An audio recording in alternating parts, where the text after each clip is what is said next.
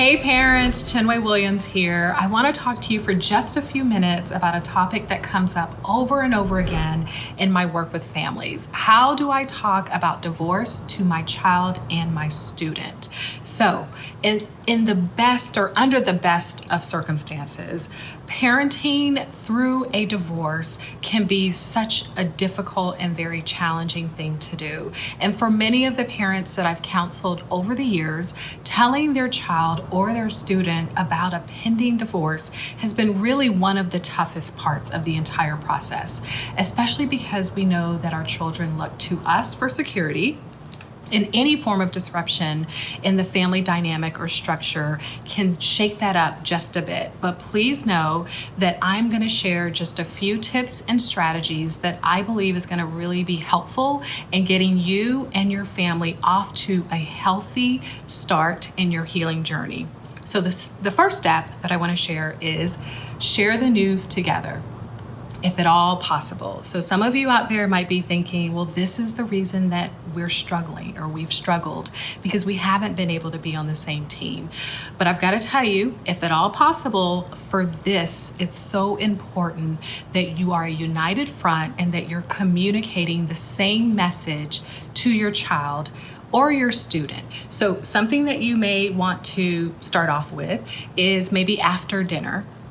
After a meal, that's usually a good time, is to sit your children down and start off by saying, we love you so much. And mommy and daddy actually have some sad news to share.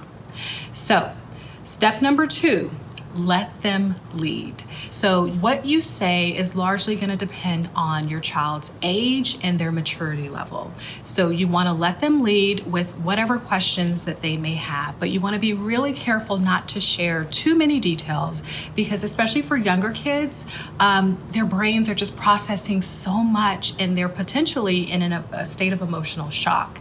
So you don't want to overshare. You just want to give them just little bits of information.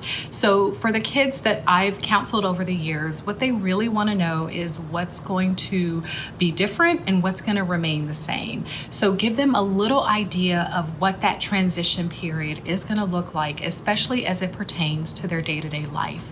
What school they're going to attend, if they're going to be in the same bedroom, are they going to be in the same neighborhood, what's going to happen with their friends. That's really what they want to know. And if there's information that you just don't have, be honest about that and just let them know that as soon as you have the information, you're going to share it with them.